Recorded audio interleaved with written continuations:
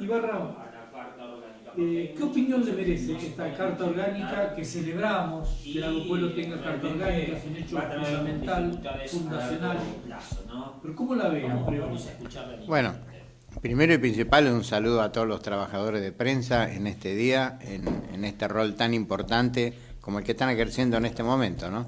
Bueno, desde lo personal fui un impulsor de la Carta Orgánica, convencido de que era un instrumento necesario cuando uno veía el cúmulo de resoluciones y ordenanzas que legislaban de distintas formas a través del tiempo sobre una misma problemática o situación. Entonces me convencí que había que unificar en un solo criterio y para eso nada mejor que la Carta Orgánica. Así que desde ese punto de vista nos sentimos como gobierno con una de las premisas o postulados que le hicimos a la sociedad en el 2015 como tarea cumplida, como se dice. Eso por un lado, o sea, Lago Puelo hoy tiene Carta Orgánica, tiene una Carta Magna que de alguna manera reemplaza en muchísimos artículos a la ley 3098, que es la ley que rige a los municipios que no la tienen, que es vetusta en el concepto de municipio moderno, de situaciones particulares, legisla lo mismo para Comodoro que para la meseta, que para la cordillera, y entonces eso genera también muchas veces distintos criterios de interpretación. Desde el punto de vista, y para ir a la pregunta que fue el hueso, ahora hay que sentarse y trabajar. El Consejo Liberante actual, hasta que termine su mandato, va a tener un rol importantísimo, va a tener mucho trabajo. Si tenía trabajo, ahora va a tener mucho más, porque todo esto hay que volcarlo e interpretarlo. Las normas, las cartas magnas, como la Constitución, se reglamentan a través de leyes específicas. O sea que ahora tendrán que sancionarse ordenanzas, como por ejemplo, para el tema de las tierras fiscales. La Carta Orgánica habla de que debe haber una zona de ribera libre de 100 metros aproximadamente, con lo cual ya prima facie tendremos alrededor de más de 100 familias que hay que pensar dónde la ponemos, cómo le hacemos la casa y de dónde sacamos el dinero, por ejemplo. Hay complejos turísticos, hay construcciones muy importantes que quedarían dentro de este lugar que hay que reubicar. Cuando se creó este articulado, ¿no se pensó en eso? Bueno, uno tiene que suponer que sí, que en este tiempo hubo muchísimos consultores que opinaron y se ocultó de alguna manera a la población.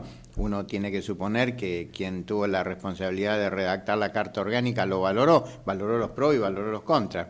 Por eso digo que el Consejo Liberante ahora tiene que aplicar mediante una normativa para que el intendente la pueda cumplir, las herramientas o los procedimientos, el procedimiento para que todo esto se pueda concretar, que no es tarea fácil.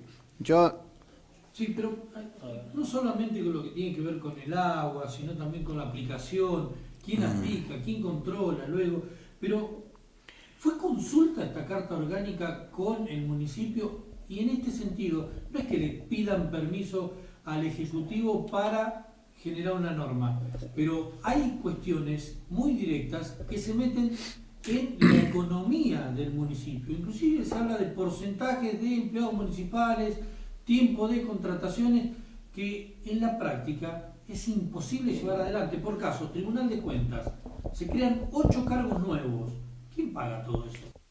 Bueno, ese es otro de los puntos. La parte económica de aplicación de esta Carta Orgánica va a requerir también, no es que quiera poner en la responsabilidad del Consejo, en todo caso será responsabilidad de ambos representantes, el Ejecutivo y el Legislativo, porque la implementación de esta Carta Orgánica requiere de un presupuesto que hoy no tenemos. Es decir, el presupuesto, la Carta Orgánica no modifica el presupuesto en cuanto a más dinero o más recursos, porque la norma que establece los mecanismos porcentuales de ingreso del dinero a las arcas municipales está previsto en legislaciones nacionales.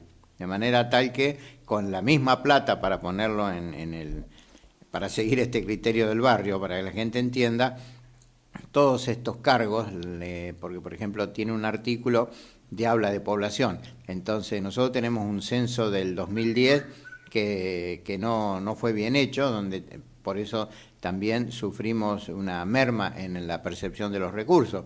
Entonces, ¿sobre qué base establecemos los porcentuales de cargos públicos o planta permanente? Oficialmente hoy Lago Pueblo, ¿cuántos habitantes tiene según el último censo? Y nosotros tenemos el último censo, que no tengo el dato preciso, pero fueron entre 7 y 8.000 habitantes. Y ustedes, según la Carta Orgánica, para tener personal contratado y de planta permanente, tiene que ser el 15% de estos 8.000. Claro, por eso digo que seguramente el Consejo ahora tendrá que interpretar y ver sobre qué población el Ejecutivo aplica ese criterio. Sí, sobre la población que estimamos, que para unos 14, para otros 15, para otros 13, o sobre el dato del censo. La lógica dice que debemos regirnos por el dato del censo. Por eso digo, todos los artículos hay que revisarlos. Hoy, así prima facie, a criterio de quien ejecuta las políticas de gobierno, tenemos que ver de dónde vamos a sacar los recursos para implementarlas y ver si el Consejo Deliberante impone términos o impone plazo para ir procediendo, por ejemplo, lo que decíamos recién del Tribunal de Cuentas. ¿En qué plazo vamos a ver? Porque toda esa gente que va a ingresar, secretaría, oficina de defensa del consumidor, el Ombudsman o el Defensor del Pueblo, van a tener que tener personal específico y esa gente va a ganar lo que dice Ibarra, a ver, y porque también Darío está que se sale de la vaina por preguntar por... Pero cerrando esta línea, Tribunal de Cuentas 8 cargos nuevos, pero también si son 8.000 habitantes, la misma Carta Orgánica dice que la planta de funcionarios tiene que bajar al 1 por 1.000 del censo, entonces son 8.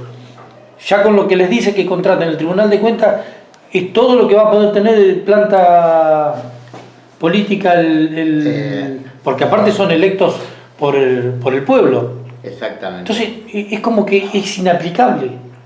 Por eso digo, el segundo paso que tiene la sanción de esta Carta Orgánica es un trabajo, y creo yo, mancomunado de equipo entre el Ejecutivo, que es el que ve la realidad del día a día, es el que incrementa las políticas, el que ejecuta el presupuesto, y el Consejo Deliberante, para ver de qué manera esto es viable y se puede ejecutar en los plazos que elige la ley, porque el intendente que gobierna tiene que cumplir esos plazos sí o sí.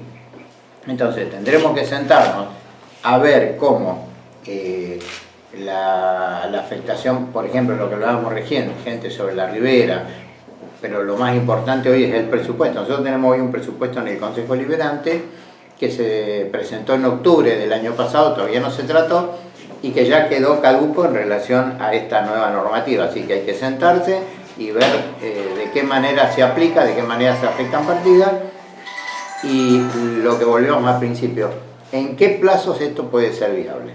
Bien, intendente, otro de los ejemplos tiene que ver con los loteos. ¿Qué va a pasar con los loteos que son inviables para esta nueva Carta Orgánica, pero que ya están en su curso? Los privados seguro que quieren construir, quieren lotear, y esta nueva Carta Orgánica que se promulga va a ser imposible estos nuevos loteos. Bueno, por eso vuelvo a lo que dije al principio, todo tiene que tener una interpretación y después una aplicación.